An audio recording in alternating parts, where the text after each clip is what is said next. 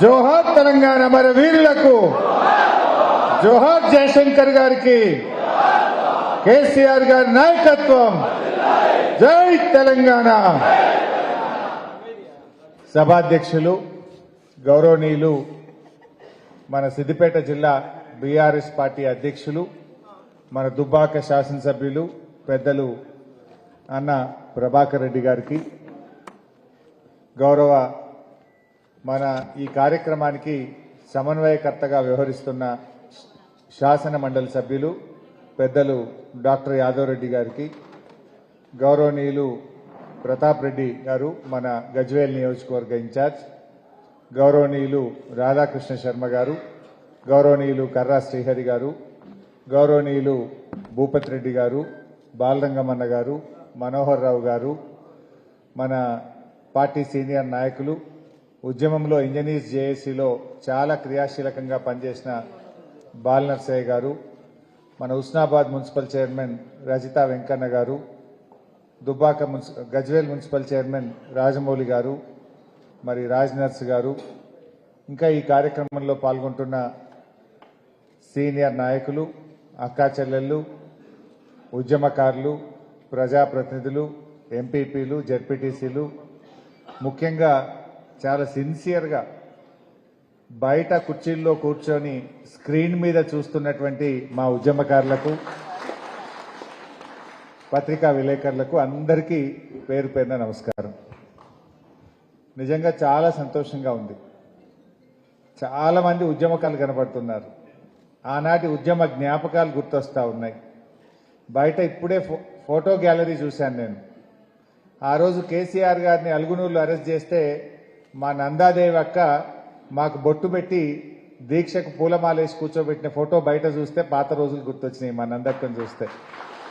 అట్లా ఆ ఫోటోలన్నీ చూస్తుంటే నిజంగా ఆనాటి ఉద్యమ జ్ఞాపకాలన్నీ ఒక్కసారి నెమరేసుకున్నట్టు అనిపిస్తూ ఉంది.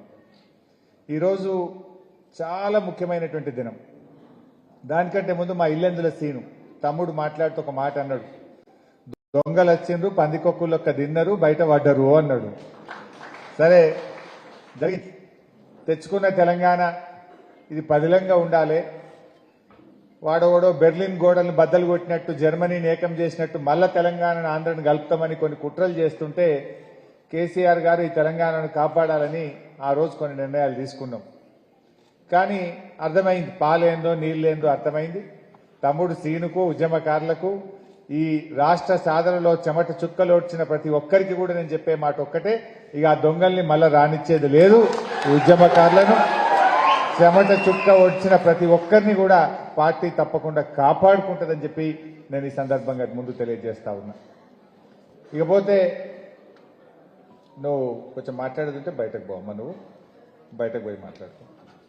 అయితే ఈరోజు ఒక్క విషయాన్ని మనందరం కూడా గుర్తుపెట్టుకోవాలి. నవంబర్ 29 దీక్షా దివస్. ఈ దీక్షా దివస్కు చాలా ప్రాధాన్యత ఉన్నది. అసలు దీనికంటే ముందు ఒక 2 నిమిషాలు అసలు మనం మాట్లాడుకోవాల్సిన అవసరం ఉంది. తెలంగాణ ఉద్యమం అనేది కొత్తది కాదు. రాష్ట్ర ఏర్పాటు నుంచే మేము కలవము అని మన పోరాటం స్టార్ట్ అయింది. 1956లో తెలంగాణను ఆంధ్రలో కలపడం మాకు అన్యాయం జరుగుతుందని ఆనాడే మన పెద్దలందరూ కూడా పోరాటం చేసింది. అంటే పెళ్లి పీటల మీదనే విడాకుల పాట పాడరు ఎవరు, కానీ తెలంగాణను ఆంధ్రాను కలిపేటప్పుడే ఇది శృతిలేని సంసారం అవుతుంది, మా తెలంగాణకు అన్యాయం అవుతుంది, ఈ ఆంధ్రులతో మేము బతకలేము అని చెప్పి 56లోనే ఆనాటి పెద్దలు వ్యతిరేకించింది. సరే బలవంతంగా కలిపింది. 6 సూత్రాలు అన్నారు, మీ బడ్జెట్ మీకే అన్నారు, మీ ఉద్యోగాలు మీకే అన్నారు, ఎన్నో చట్టబద్ధతలు కల్పిస్తామన్నారు. అన్నీ ఉత్తయ్య అయినాయి. ఆనాటి మన పెద్దలు భయపడ్డ భయాలన్నీ కూడా నిజమైనాయి. ఆ తర్వాత 69లో పెద్ద ఉద్యమం రావడం, 369 మంది చనిపోవడం, అదంతా కూడా మీకు చరిత్ర తెలిసిందే.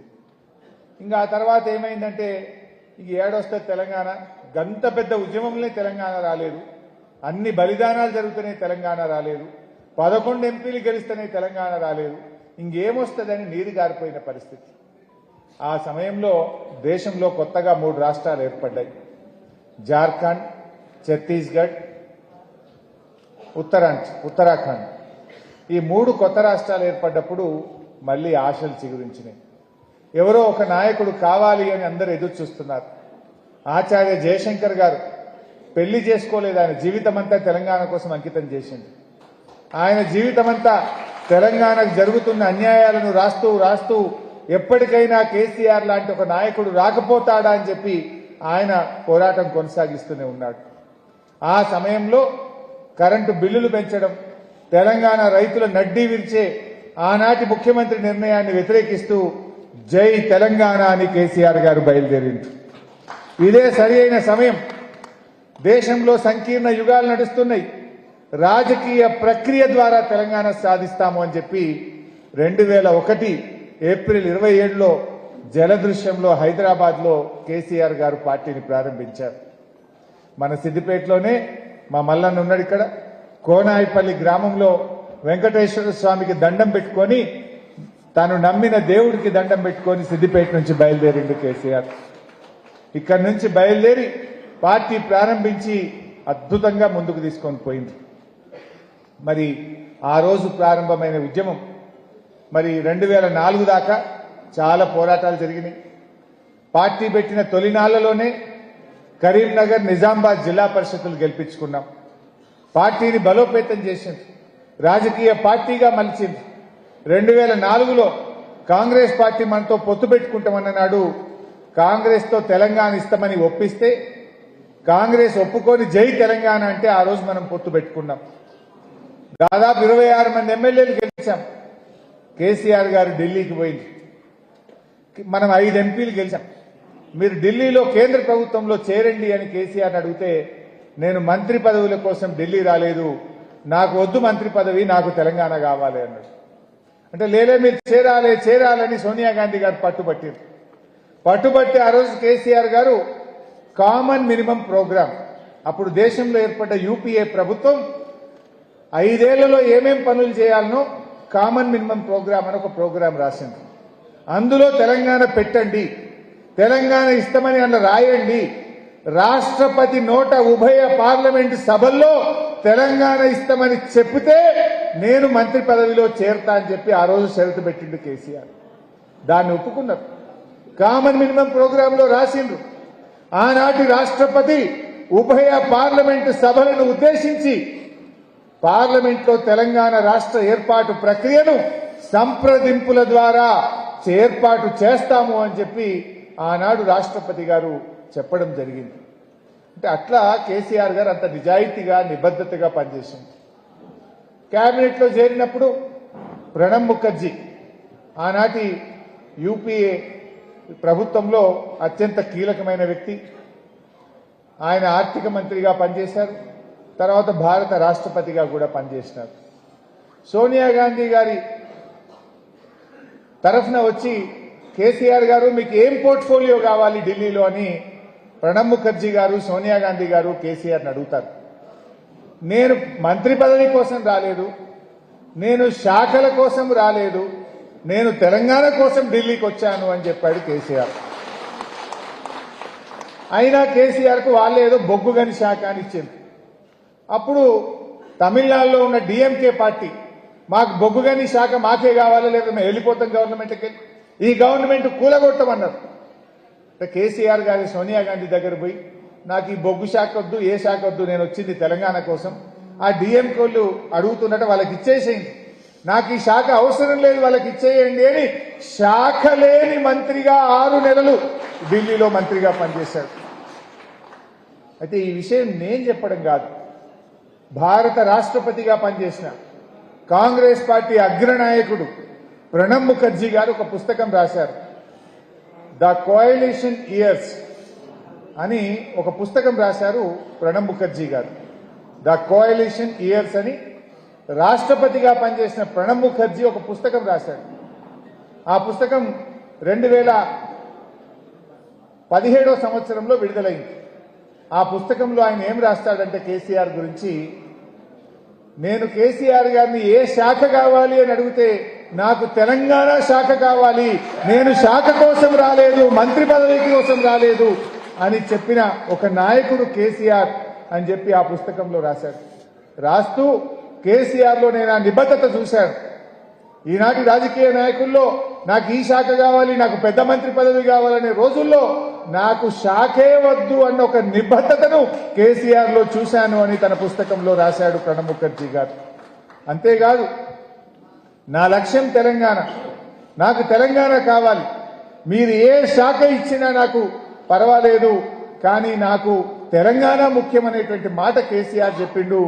ఇది కేసీఆర్ లో ఉన్నటువంటి కమిట్మెంట్ అనేటువంటి మాట ప్రణబ్ ముఖర్జీ గారు తన పుస్తకంలో తాను రాసినటువంటి మాట. ఈ మాట అంటే అంత పోరాటం. ఇవాళ ఎవడెవడో కేసీఆర్ గురించి మాట్లాడుతున్నాడు, తలకు మాసినోడల్లా మాట్లాడుతుండు. నిజంగా కేసీఆర్ గారు అంత నిబద్ధతతో పనిచేయకపోతే ఇవాళ తెలంగాణ వచ్చినా? ఇప్పుడు నేను చెప్తున్న మాటలు మనం చెప్పుకున్నది కాదు, కాంగ్రెస్ పార్టీ అగ్ర నాయకుడు భారత రాష్ట్రపతి ప్రణబ్ ముఖర్జీ చెప్పిన మాట. కేసీఆర్ నీతి, నిజాయితీ, నిబద్ధత గురించి ఆ రోజు ఆయన చెప్పిన మాట నేను ఈరోజు గుర్తు చేస్తా ఉన్నా. అయినా కాంగ్రెస్ పార్టీ ఏం చేసిందో మనకు తెలుసు. 2004 నుంచి 9 దాకా అధికారంలో కామన్ మినిమం ప్రోగ్రామ్ లో పెట్టింది, రాష్ట్రపతి నోట చెప్పింది. ఎన్నిసార్లు అడిగినా తెలంగాణ ఇవ్వకపోవడం. మేము అసెంబ్లీలో రాజశేఖర రెడ్డి గారిని అడిగేటోళ్ళం, ఏమైంది తెలంగాణ అంటే ఆయన అంటుండే 100 కోట్ల మంది ఒప్పుకుంటే తెలంగాణ అని రాజశేఖర రెడ్డి గారు మమ్మల్ని అవహేళన చేస్తుండే. మేము అసెంబ్లీలో గట్టిగా నిలదీస్తే ఏం తెలంగాణ అడుగుతున్నది ఇంతగానం, ఇయ్యడానికి ఏమన్నా సిగరెట్టా, బీడీయా అని రాజశేఖర రెడ్డి గారు మమ్మల్ని అవహేళన చేస్తూ ఉండే. రకరకాలుగా అప్పట్లో ఏం మాట్లాడినా ఇదే రాజశేఖర రెడ్డి గారు ఆంధ్రాకు పోయి ఆంధ్ర ప్రజల్ని రెచ్చగొట్టిండు. హైదరాబాద్ పోవాలంటే పాస్పోర్ట్ కావాలి, వీసా కావాలి అని అక్కడ ఆంధ్ర ప్రజల్ని రెచ్చగొట్టే విధంగా మాట్లాడుతుండే. ఎన్నో అవమానాలు అయినా పోరాటం చేసినాం. మన పార్టీ మీద గెలిచిన ఎమ్మెల్యేలను ఆ రోజే రాజశేఖర రెడ్డి గారు బీఆర్ఎస్ పార్టీని లేకుండా చేయాలని, టీఆర్ఎస్ పార్టీని ఖతం చేయాలని మన ఎమ్మెల్యేలను కాంగ్రెస్ లో కలుపుకున్నాడు రాజశేఖర రెడ్డి గారు. అయినా కేసీఆర్ గారు అదే పోరాటం, అదే స్ఫూర్తితో ముందుకు పోయినాం. కాంగ్రెస్ ఇస్తానన్న తెలంగాణ ఇవ్వకపోతే కేసీఆర్ గారు కేంద్ర మంత్రి పదవికి రాజీనామా చేశారు. అయినా కాంగ్రెస్ లో చలనం రాలేదు. 2008లో కాంగ్రెస్ పార్టీకి బుద్ధి రావాలని, సోయి రావాలని ఎంపీ పదవులకు రాజీనామా చేసినాం. రాష్ట్రంలో కేసీఆర్ గారి ఆదేశంతో ఎమ్మెల్యే పదవులకు కూడా రాజీనామా చేసి మళ్లీ ఉద్యమంలోకి పోయినాం. గడ్డిపోచల్లాగా పదవులు త్యాగం చేసిన పార్టీ బీఆర్ఎస్ పార్టీ. ఆనాడు సిద్దిపేటలో, దుబ్బాకలో రామలింగన్న, సిద్దిపేటలో నేను, మెదక్లో పద్మా గారు మన జిల్లాలో, కేసీఆర్ గారు కరీంనగర్ ఎంపీ. ఇట్లా ఎంతో మందిని రాజీనామా చేసి మళ్లీ ఉద్యమాన్ని రగిలించే ప్రయత్నం చేశాం. అన్ని ప్రయత్నాలు చేశాం. తర్వాత తెలుగుదేశం పార్టీ రాష్ట్రంలో అడ్డంగా ఉండే, జై తెలంగాణ అంటలేదు. అప్పుడున్న రాజకీయ అవసరాల్లో తెలుగుదేశం చేత కూడా జై తెలంగాణ అనిపించింది కేసీఆర్. తెలుగుదేశం కూడా ఆనాడు మనతో పొత్తు పెట్టుకొని మేము తెలంగాణకు అనుకూలమని తీర్మానం చేపించిండు రాజకీయంగా కేసీఆర్. ఎన్నికల్లో టీడీపీతో పొత్తు పెట్టుకున్నాం. మళ్ళీ ఎలక్షన్ అయిపోగానే వాళ్ళు కూడా మాట మార్చారు. అంటే ఎట్లయిపోయినాయి అంటే అన్ని పార్టీలు, బీజేపీ వాళ్ళు 1 ఓటు 2 రాష్ట్రాలు అన్నారు. 1 ఓటు 2 రాష్ట్రాలని కాకినాడ తీర్మానం చేసి మోసం చేసింది బీజేపీ. కాంగ్రెస్ పార్టీ టీఆర్ఎస్ తో పొత్తు పెట్టుకొని కామన్ మినిమం ప్రోగ్రామ్ లో పెట్టి రాష్ట్రపతి చేత చెప్పించి తెలంగాణ ఇస్తానని మోసం చేసింది కాంగ్రెస్ పార్టీ. తెలుగుదేశం పొత్తు పెట్టుకున్నప్పుడు ఎన్నికల ముందు జై తెలంగాణ, ఎన్నికలు అయిపోగానే నై తెలంగాణ. ఇట్లా అన్ని రాజకీయ పార్టీలు కూడా తెలంగాణను వాడుకున్నాయి. తెలంగాణను పేరు చెప్పి ఓట్లు వేయించుకొని తెలంగాణను మోసం చేస్తూ వచ్చినాయి. ఆ క్రమంలో 2009 తర్వాత ఉద్యమం కొత్త రూపు దాల్చింది. అప్పుడే సుప్రీంకోర్టులో ఒక ఆర్డర్ వచ్చింది, జడ్జిమెంట్ వచ్చింది. హైదరాబాద్ ఫ్రీ జోన్ అంటే హైదరాబాద్ లో ఉద్యోగాలు ఎవరన్నా చేయొచ్చు, ఆంధ్రోళ్ళందరూ రావచ్చు అని ఫ్రీ జోన్ చేస్తూ ఒక ఉత్తర్వులు వచ్చినాయి. అంటే మన హైదరాబాద్ మనకు కాకుండా పోతుంది, మన హైదరాబాద్ లో మన పిల్లలకు ఉద్యోగాలు రాకుండా పోతున్నాయి, మన హైదరాబాద్ లో మన ఉద్యోగస్తులకు రేపు ప్రమోషన్లు దొరికాయి, ఉద్యోగాలు దొరకకుండా పోతున్నాయని ఆనాడు హైదరాబాద్ ఫ్రీ జోన్ మీద పెద్ద ఎత్తున పోరాటానికి శ్రీకారం చుట్టిండు కేసీఆర్. ఆ క్రమంలోనే మనం సిద్దిపేటలో ఉద్యోగ గర్జనకు బీఆర్ఎస్ పార్టీ శ్రీకారం చుట్టింది. ఆ సందర్భంగా కేసీఆర్ గారు మన సిద్దిపేటకు వచ్చారు. అంబేద్కర్ భవన్, మనం కట్టుకున్న అంబేద్కర్ భవన్ మండల ఆఫీస్కి ఎదురుగా అంబేద్కర్ భవన్ ఉంటుంది. అందులో మీటింగ్ అయింది. అది అక్టోబర్ 12, 2009. అక్టోబర్ 12, 2009 అంబేద్కర్ భవన్లో కేసీఆర్ గారు ఉద్యోగ గర్జన సన్నాహక సమావేశం జరుగుతూ ఉంటే దాంట్లో మాట్లాడుతూ ఒక మాట అన్నాడు. హైదరాబాద్ ఫ్రీ జోన్ కాదు, ప్రాణాలకు తెగించైనా సరే మన హైదరాబాద్ మనం కాపాడుకుందామని చెప్పుకుంటూ ఒక మాట అన్నాడు. ఆ నినాదమే ఇవాళ మొత్తం ఉద్యమం యొక్క రూపు మార్చింది. ఏంటిది? అవసరమైతే తెలంగాణ కోసం నేను ఆమరణ నిరాహార దీక్ష చేస్తాను అని ఎక్కడ చెప్పిండది? సిద్దిపేటలోని అంబేద్కర్ భవన్లో చెప్పిండు. అక్టోబర్ 12, 2009 నాడు చెప్పిండు. చెప్పుకుంటూ కేసీఆర్ చచ్చుడో తెలంగాణ వచ్చుడో అని నినాదం ఇచ్చింది. నేను ఆమరణ నిరాహార దీక్ష కూర్చోబోతున్నా, అయితే తెలంగాణ జైత్ర యాత్ర లేదంటే నా శవయాత్ర అని చెప్పి ఒక నినాదం ఇచ్చి కేసీఆర్ బయలుదేరి. సో అక్టోబర్ 12 నాడు ఒక నిర్ణయం తీసుకున్నాం. సిద్దిపేటలో హైదరాబాద్ ను, మా హైదరాబాద్ మాకు దక్కాలి, హైదరాబాద్ ఫ్రీ జోన్ కాదు, హైదరాబాద్ 6వ జోన్ లో అంతర్భాగమని అక్టోబర్ 21వ తేదీన సిద్దిపేటలో పెద్ద ఎత్తున ఉద్యోగ గర్జన చెయ్యాలని చెప్పి నిర్ణయించాం.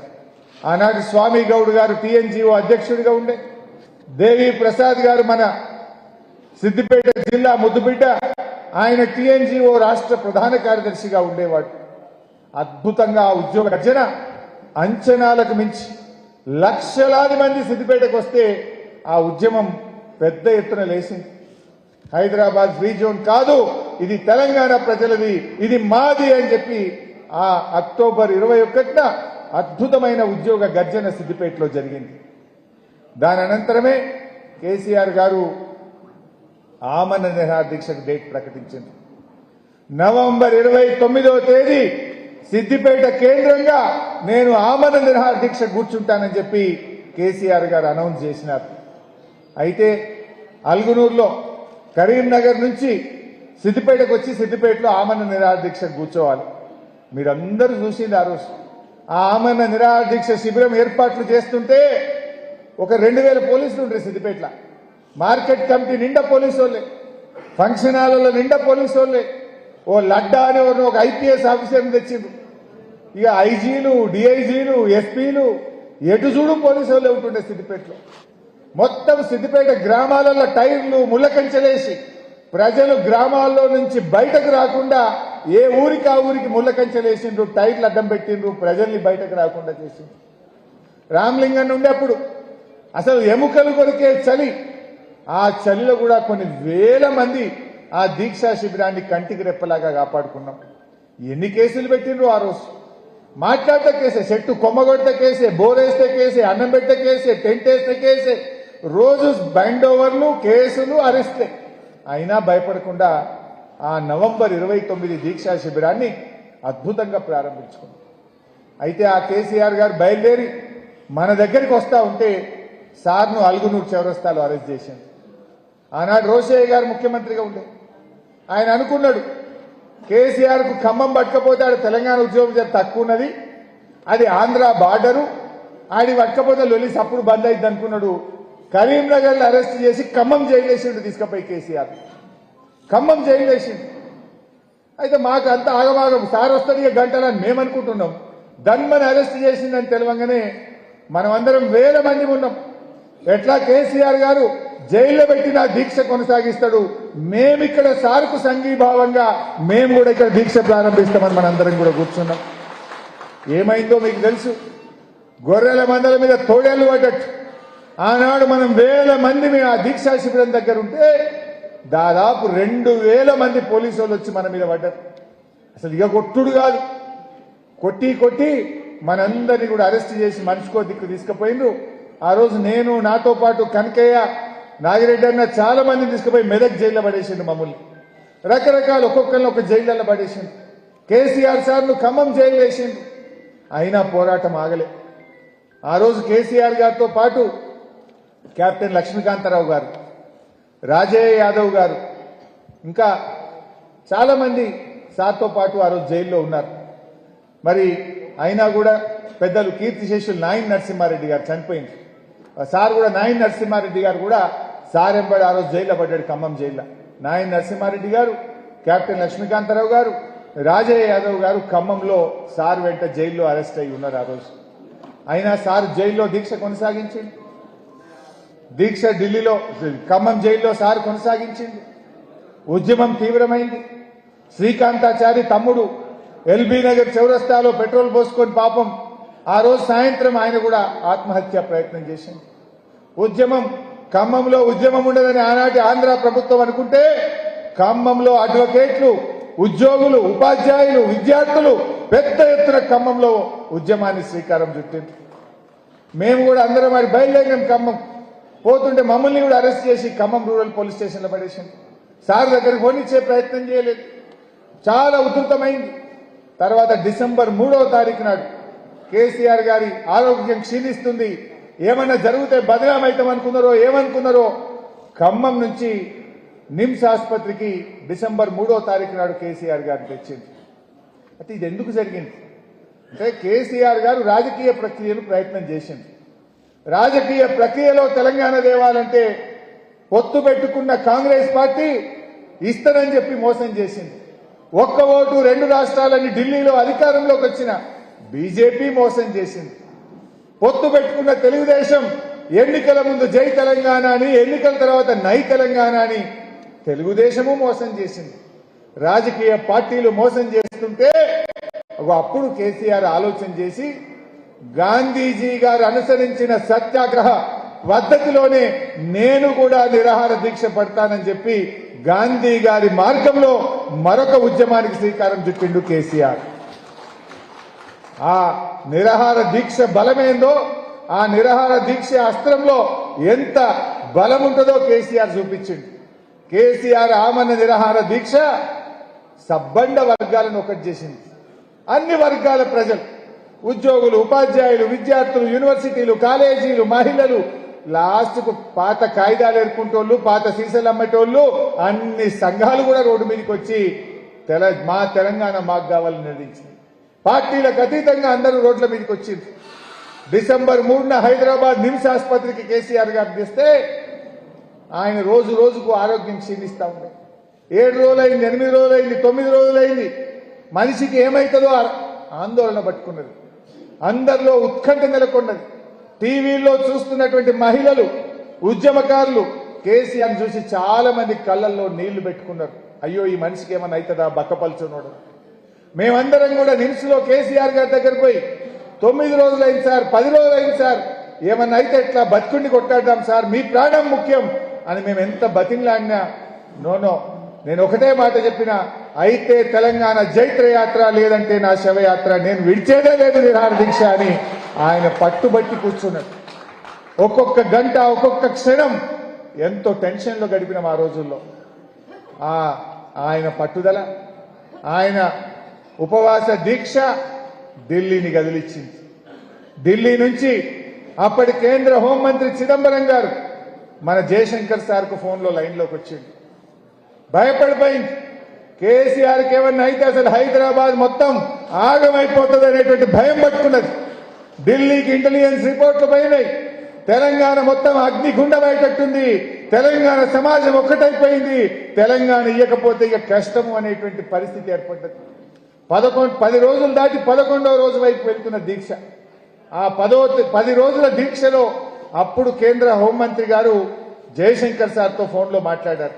మేమందరం నిమ్స్ హాస్పిటల్లో ఉన్నాం. అప్పుడు మాట్లాడి మేము తెలంగాణ ఏర్పాటు ప్రక్రియ ప్రారంభిస్తాం, కేసీఆర్ గారికి చెప్పండి దీక్ష విరమించమనండి అని చెప్పి జయశంకర్ సార్తో మాట్లాడతారు. జయశంకర్ గారు వచ్చి కేసీఆర్ గారికి చెప్పారు, ఇట్లా ఫోన్ వచ్చింది సార్ అంటే, ఈ ఫోన్లు గీన్లు నేను నమ్మను, ప్రకటన రావాల్సిందే, ఢిల్లీ నుంచి కేంద్ర ప్రభుత్వం తెలంగాణ రాష్ట్ర ఏర్పాటు ప్రక్రియ ప్రారంభిస్తున్నామని చెప్పితే తప్ప నేను దీక్ష విరమించను అన్నాడు కేసీఆర్ గారు. మళ్ళీ జయశంకర్ సార్ ఢిల్లీకి మాట్లాడి 1, 2 సార్లు 3 సార్లు అయింది. ఏం ప్రకటన కావాలో మీరే రాసి పంపండి అని అడిగిండు ఆయన. ఎవరు? కేంద్ర హోంమంత్రి మన జయశంకర్ సారే రాసిండు ఆ ప్రకటన. తెలంగాణ రాష్ట్ర ఏర్పాటు ప్రక్రియ ప్రారంభిస్తున్నామని ఇంగ్లీష్ లో జయశంకర్ సార్ రాసిన పదాలను యూపీఏ ప్రభుత్వం అత్యవసర సమావేశం పెట్టి ఆ రోజు ఢిల్లీలో అర్ధరాత్రి పూట తెలంగాణ రాష్ట్ర ఏర్పాటు ప్రారంభిస్తున్నామనే ప్రకటన రాబట్టింది కేసీఆర్, టీఆర్ఎస్ పార్టీ, తెలంగాణ ఉద్యమకారులు, తెలంగాణ ప్రజలు. అది ఈ ఉద్యమం. నవంబర్ 29 దీక్ష దివస్ వెనుక ఇంత గొప్ప మంచి దినం, సుదినం. నిజంగా తెలంగాణ వచ్చిందంటే ఈ నవంబర్ 29 నాడు కేసీఆర్ ప్రారంభించిన ఆమరణ నిరాహార దీక్ష ఫలితం ఇవాళ తెలంగాణ రాష్ట్రం. ఆ తర్వాత కూడా చాలా జరిగినాయి, మీకు తెలుసు. డిసెంబర్ 9 తెలంగాణ వచ్చింది. తెలంగాణ అంతా పండగ చేసుకున్నది. ఏ ఊర్లో చూసినా బతుకమ్మ, దసరా, దీపావళి అన్ని పండుగలు కలిసి వస్తే ఎంత ఆనందమో ఆ డిసెంబర్ 9 తెలంగాణ ప్రజల ఆనందానికి అవధులు లేవు. గొప్ప పండగ చేసుకున్నాం డిసెంబర్ 9. కానీ మన సంతోషానికి ఎక్కువ రోజులు లేవు. మళ్ళా ఆందోళన సురువు చేసింది. తెలంగాణ రాగానే ఆంధ్ర ఎమ్మెల్యేలంతా రాజీనామా పెట్టారు. తెలంగాణ వాపసు తీసుకోవాలి, తెలంగాణ నిర్ణయాన్ని వెనక్కి తీసుకోవాలని ఆంధ్రోళ్ళంతా రాజీనామాలు పెట్టింది. డిసెంబర్ 9 తెలంగాణ వచ్చింది. డిసెంబర్ 23వ తారీఖు నాడు ఇచ్చిన తెలంగాణ మళ్లీ కాంగ్రెస్ వెనక్కి తీసుకున్నది. ఇచ్చిన తెలంగాణ కాంగ్రెస్ వెనక్కి తీసుకున్నది. తెలంగాణలో మళ్లీ ఉద్యమం పెళ్లుబుకింది. అన్ని చోట్ల నిరాహార దీక్ష శిబిరాలు స్టార్ట్ అయినాయి, ఉద్యమాలు స్టార్ట్ అయినాయి, వంట వార్పు స్టార్ట్ అయింది, రాస్తా రోకోలు స్టార్ట్ అయింది.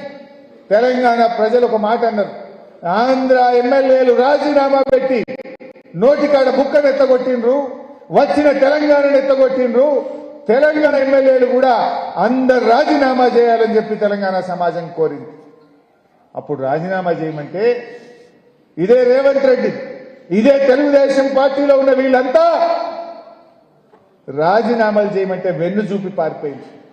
కానీ ఆ రోజు రాజీనామా చేసింది ఎవరు? మళ్ళా ఈ గులాబీ సైనికులు, కేసీఆర్ నాయకత్వంలో గెలిచిన టీఆర్ఎస్ ఎమ్మెల్యేలే ఆ రోజు రాజీనామా చేసింది. బీజేపీలో ఇద్దరే గెలిచిండ్రు, ఒక ఆయన ఎండల లక్ష్మీనారాయణ, ఒక ఆయన కిషన్ రెడ్డి. ఇప్పుడు కిషన్ రెడ్డి కేంద్ర మంత్రి, రాష్ట్ర బీజేపీ అధ్యక్షుడు. రాజీనామా చేయవే కిషన్ రెడ్డి అంటే ఇక పోయి ఢిల్లీలో పడ్డాడుగా. ఈడుంటే అందరు అడుగుతున్నాడు, ఢిల్లీలో పడ్డాడు. పాపం ఎండల లక్ష్మీనారాయణ ఒకడే రాజీనామా చేసిండు, ఇద్దరిట్లో ఒకడే చేసిండు. ఇప్పుడున్న బీజేపీ అధ్యక్షుడు కిషన్ రెడ్డి తెలంగాణ కోసం రాజీనామా చేయమంటే నేను చెయ్య అన్నాడు. ఇక ఈ రేవంత్ రెడ్డి, ఇవాళ ఉన్న ముఖ్యమంత్రి రేవంత్ రెడ్డి, ఆనాడు తెలుగుదేశంలో గెలిచిన ఎమ్మెల్యేలు రాజీనామా చేయవయ్యా అంటే కొంతమంది జిరాక్స్ కాగితాలు ఇచ్చిండ్రు స్పీకర్ కు. ఈ రేవంత్ రెడ్డి జిరాక్స్ కూడా ఇయ్యలే. కొంతమంది ఏమో జిరాక్స్ ఇచ్చిండ్రు తెలుగుదేశం వాళ్ళు, ఈ రేవంత్ రెడ్డి జిరాక్స్ కాగితం కూడా ఇయ్యలే.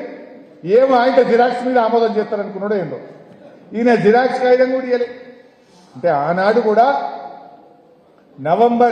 డిసెంబర్ 23న ఇచ్చిన తెలంగాణ వెనక్కిపోతే కూడా మళ్లీ కేసీఆర్ రాజీనామా చేసిండు ఎంపీగా, మన టీఆర్ఎస్ ఎమ్మెల్యేలు రాజీనామా చేసిండు, మళ్లీ తెలంగాణ సమాజం అంతా ఉద్యమం చేసింది. నాకు బాగా గుర్తు, మా మలేశం సార్ ఉన్నాడు, 23 నాడు తెలంగాణ ఎంతకు పోయింది. డిసెంబర్ 23 నాడు మన సిద్దిపేట పాత బస్టాండ్ కాడ డిసెంబర్ 24 నాడు దీక్షా శిబిరం స్టార్ట్ చేసినాం. 23 వాపసు పోగానే 24 తారీఖు నాడు దీక్షా శిబిరం తెల్లారే స్టార్ట్ చేసినాం. ఎన్ని రోజులు నడిపినాం? 1531 రోజులు నడిపినాం ఆ దీక్షా శిబిరాన్ని. డిసెంబర్ 23 వచ్చిన తెలంగాణ వెనకపోతే డిసెంబర్ 24 నాడు పాత బస్టాండ్ కాడ దీక్షా శిబిరం ప్రారంభిస్తే 1531 రోజులు జూన్ 2, 2014 నాడు గెజిట్ నోటిఫికేషన్ వచ్చి తెలంగాణ ప్రభుత్వం కొలువు తీరేదాకా దీక్షా శిబిరం నడిపినటువంటి గొప్పతనం. ఒక్కరోజు నిరాహార దీక్ష, 2 రోజులు, 3 రోజులు, 15 రోజులు, నెల రోజులు, 2 నెలలు, 3 నెలలు, ఏడాది చేస్తే దమ్ముకొత్తాం. ఏడాది కాదు, 2 ఏళ్లు కాదు, 3 ఏళ్లు కాదు, 4 ఏళ్ల దాకా చేసినాం దాదాపు. అంటే ఎంత గొప్ప ఉద్యమం.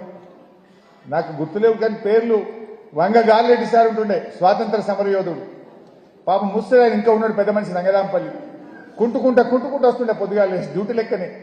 వంగ గాలిరెడ్డి సార్ అంటే పాపం కీర్తిశేషులు రిటైర్డ్ టీచర్ ఉండే మారెడ్డి హనుమంత్ రెడ్డి సార్, మా బూర మల్లేశ్వరి సార్, మా కమలాకర్ రావు గారు అయితే స్పీచ్ కొట్టి కొట్టి మైకే అడిగిపోయింది.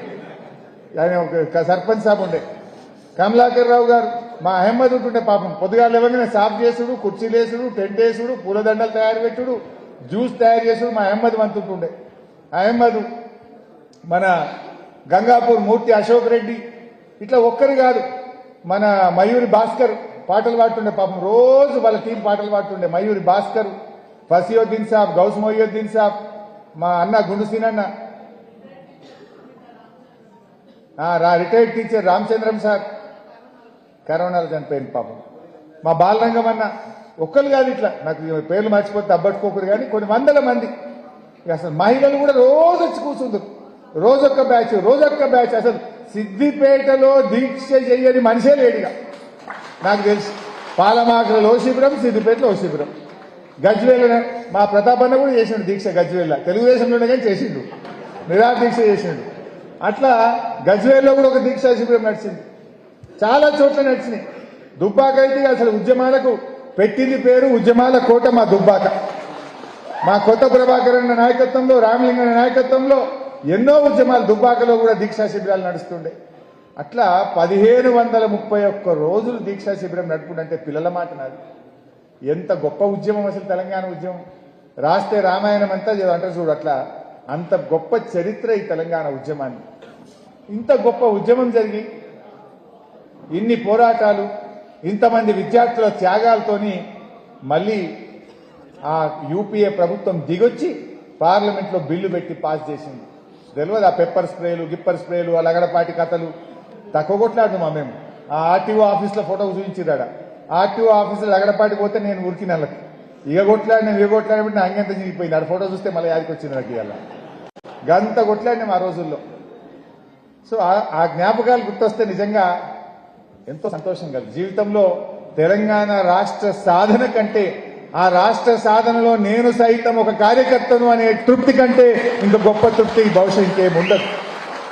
స్వాతంత్రోద్యమంలో ఆనాడు గాంధీజీ గారి నాయకత్వంలో పనిచేసిన ఆ స్వాతంత్ర పోరాట యోధులది ఎంత గొప్ప అనుభవమో, ఎంత గొప్ప తీపి జ్ఞాపకమో, తెలంగాణ ఉద్యమంలో కేసీఆర్ నాయకత్వంలో పనిచేసిన మనందరిది కూడా అంత గొప్ప అనుభూతి, అంత గొప్ప త్యాగం, అంత గొప్ప కృషి. ఎందుకంటే ఆ రోజు ఏ తెలంగాణ వస్తుందా, ఇంకెక్కడ వస్తుంది, ఇది అయ్యే పని, ఈ బక్కపల్స అందరైతే అవుతుందా, ఏ టీఆర్ఎస్ పార్టీ అమాసకు పుట్టింది ఏదో పుణ్యానికి పోతుందని ఒకడు, మగల పుట్టింది పబ్బల పోతుందని ఒకడు, ఏకి టీఆర్ఎస్తోనే ఏమవుతుందని ఒకడు. అటువంటి టీఆర్ఎస్ పార్టీ తెలంగాణ సాధించి ఎంత అద్భుతంగా కేసీఆర్ గారు తీర్చిదిద్దారో ఇవాళ మనం గుర్తు చేసుకోవాలి. ఈ రేవంత్ రెడ్డి ఈయన ఒకనాడు జై తెలంగాణ అన్నాడా, రాజీనామా పెట్టిండా, ఏమైనా ఒక్క కేసు ఉన్నది ఆయన మీద? కేసీఆర్ మీదనో, నా మీదనో, మా ప్రభాకర్ అన్న మీదనో, మా చచ్చిపోయిన లింగన్న మీదనో అసలు ఎన్ని కేసులు? 350 400 పోలీస్ స్టేషన్ల కేసులు ఉంటుండే మా మీద. ఎన్ని రైల్వే కేసు, ఈ కేసు, ఆ కేసు, మీలో కూడా చాలా మంది మీద 10 కేసులు 20 కేసులు అయిన వాళ్ళే మీరందరూ కూడా. ఈడ ఉన్న ప్రతి ఒక్కరి మీద కేసు అయిన వాళ్ళమే. ఈ రేవంత్ రెడ్డి అంటూ ఏమన్నా జై తెలంగాణ అన్నాడా? ఒక్క కేసు అయిందా? ఒకనాడు రాజీనామా పెట్టిండా? ఒక్కనాడు అమరుల దగ్గరికి పోయి 4 పూలు పెట్టి అమరులకు జోహార్ అన్నాడా ఈ మనిషి? ఓ పూలు పెట్టినోడు కాదు, ఓ జై తెలంగాణ అన్నోడు కాదు, ఓ రాజీనామా చేసినోడు కాదు. ఈయన కూడా ఇలా పెద్దగా మాటలు మాట్లాడబట్టే కేసు అయింది, ఓటుకు నోటు కేసు అయింది, దొంగ కేసు అయింది, తెలంగాణ ఉద్యమ కేసు లేదు. అయితే ఈయన అంటాడు కేసీఆర్ ఆనవాళ్ళు లేకుండా చేస్తారట. ఏం చేస్తావు కేసీఆర్ ఆనవాళ్ళు లేకుండా చేస్తా అంటే? నవంబర్ 29 అలుగునూరు చౌరస్తా కరీంనగర్ లో కేసీఆర్ ను అరెస్ట్ చేసిన ఆనవాళ్లు లేకుండా చేస్తావా? ఖమ్మం జైల్లో కేసీఆర్ ను 3 రోజులు పెట్టిన ఆనవాళ్లు లేకుండా చేస్తావా? డిసెంబర్ 9 నాడు తెలంగాణ రాష్ట్ర ప్రకటన సాధించిన ఆనవాళ్లు లేకుండా చేస్తావా? ఏ ఆనవాళ్లు లేకుండా చేస్తావు? అసలు ఆనవాళ్లు లేకుండా చేస్తా అంటే జూన్ 2, 2014 నాడు తెలంగాణ రాష్ట్ర ముఖ్యమంత్రిగా తెలంగాణను సాధించి ప్రమాణ స్వీకారం చేసిన ఆనవాళ్లను చరిత్రను మలిపేస్తావా? ఏం మలుపుతావు నువ్వు? కేసీఆర్ లేని తెలంగాణ ఉందా? కేసీఆర్ లేకపోతే నవంబర్ 29 లేదు, కేసీఆర్ లేకపోతే డిసెంబర్ 9 లేదు, కేసీఆర్ లేకపోతే జూన్ 2 లేదు, కేసీఆర్ లేకపోతే తెలంగాణ రాష్ట్రం లేదు. ఇవాళ ఇంత గొప్పగా కేసీఆర్ చేస్తే ఈయన ఆనవాళ్ళు మలుపుతా అంటాడు. అవును, నీ మరక తెలంగాణ ఉద్యమంలో నీ మరకను మలిపేయలేవు రేవంత్ రెడ్డి, గుర్తుపెట్టుకో. జై తెలంగాణ మీద తుపాకీ పట్టుకొని బయలుదేరిన మరక నిన్ను ఎప్పుడూ వెంటాడుతూనే ఉంటది. తెలంగాణ ఉద్యమంలో రాజీనామా చేయకుండా వెన్ను చూపిన మరక నిన్ను వెంటాడుతూనే ఉంటది. ఒక్కనాడు అమరులకు 2 పువ్వులు పెట్టని మరక నిన్నెప్పుడూ వెంటాడుతూనే ఉంటుంది. కానీ ఒక్కటి గుర్తుపెట్టుకో, నీ మాటలు ఎన్ని మాట్లాడినా కేసీఆర్ కీర్తిని నువ్వు తుడిసేయలేవు. ఈ తెలంగాణ రాష్ట్రం ఉన్నంత కాలం కేసీఆర్ పేరు చరిత్రలో ఎప్పుడూ నిలిచే ఉంటుందని చెప్పి కూడా నేను ఈ సందర్భంగా తెలియజేస్తా ఉన్నా. ఇకపోతే మనం ఎన్నో గొప్ప కార్యక్రమాలు జరిగాయి. తెలంగాణ రాష్ట్రం సాధించినాక ఈ రాష్ట్రం దేశంలో అభివృద్ధిలో అగ్రగామిగా నిలిపిండు కేసీఆర్. పర్ క్యాపిటా ఇన్కంలో, జీఎస్డీపీలో, త్రాగునీటి సమస్య పరిష్కారం చేయడంలో, 1,31,00,000 మెట్రిక్ టన్నుల వడ్లు ఒక్కొక్క కాలానికి పంట పండించడంలో, నిరంతరాయ విద్యుత్ సరఫరాలో దేశానికి దిక్సూచిగా కేసీఆర్ నిలిపింది. మరి సరే, దురదృష్టం కాంగ్రెస్ పార్టీ అధికారంలోకి వచ్చింది. ఏం జరుగుతుందో మనం చూస్తున్నాం. ఏమున్నది, ప్రజలకు ఎన్నో మాటలు చెప్పింది. 6 గ్యారంటీలు అన్నారు, 100 రోజుల్లో ఇస్తామన్నారు. ఆ రోజు మనం ఎల్ఆర్ఎస్ తెస్తే ఎల్ఆర్ఎస్ పథకాన్ని ఆ రోజు ఎల్ఆర్ఎస్ పథకం తెస్తే లేలే ఎల్ఆర్ఎస్పీలు పైసలు తీసుకుంటారంటే మేము వస్తే ఫ్రీగా చేస్తామన్నారు. ఇప్పుడు చేసిండ్రా? ముక్కుబిండి ఎల్ఆర్ఎస్కి ఇలా డబ్బులు వసూలు చేస్తున్నారు. అన్ని డబుల్ గేమ్, అన్ని అబద్దాల మాటలు మాట్లాడుతూ ఇవాళ చేస్తా ఉన్నారు. ఏ నిర్ణయం కూడా ఒక్కట్లేదు. ఫార్మాసిటీ రద్దు అన్నాడు, ఇప్పుడేమో ఫార్మాసిటీ ఉంటది అంటాడు. హైదరాబాద్ లో 10 గంటలకే దుకాణాలు బంద్ అన్నాడు, లేలే 1 గంట దాకా ఉంటది అన్నాడు. మొన్న గిరిజనులు కొట్టిన దెబ్బకు లగచర్లలో ఇవాళ వెనక్కు తగ్గిండు. మొన్నటిదాకా ఏమన్నాడు, లగచర్లలో ఫార్మాసిటీ కాదు ఇండస్ట్రీ కడతా అన్నాడు. ఇప్పుడు గిరిజనులు తిరగబడితే ఇవాళ లగచర్ల భూసేకరణ నోటిఫికేషన్ ను రద్దు చేస్తున్నాడు ఇవాళ రేవంత్ రెడ్డి. అట్లా అన్నిట్లలో ఆగమాగమే, ఏ నిర్ణయం కూడా సరిగా లేదు. మెట్రో రైలు రద్దంటాడు, ఫార్మాసిటీ రద్దంటాడు, ఇప్పుడు లగచర్ల కూడా రద్దయింది. హైడ్రా అన్నాడు, పేదల ఇల్లు కూల్చిండు. ప్రజలు తిరగబడితే లేదా ఇక కూలగొట్టం కొత్తవి మాత్రం అర్థం పాతవి కొట్టము అంటాడు. మూసి అన్నాడు, మూసీలో పేదలు తిరగబడితే ఆడ కూడా వెనుకకు తగ్గిండు. అంటే అన్ని ఆగమాగమే. 100 రోజుల్లో 6 గ్యారెంటీలు అన్నారు, కొత్త ఇచ్చినవి అయితే ఏమీ లేవు. హైదరాబాద్ లో అంటుండు, మన వరంగల్ అన్నాడు, ప్రజలు ఏం కోల్పోయిండు, నేను అన్ని చేసిందట. ఏం కోల్పోయిండు? నువ్వు వచ్చినాక రైతు బంధు కోల్పోయింది, నువ్వు వచ్చినాక మా అక్క చెల్లెలు బతుకమ్మ చీరలు కోల్పోయింది, నువ్వు వచ్చినాక మా అక్క చెల్లెలు దావకానకు పోతే కేసీఆర్ కిట్ కోల్పోయిండ్రు, న్యూట్రిషన్ కిట్ కోల్పోయిండ్రు మా అక్క చెల్లెలు.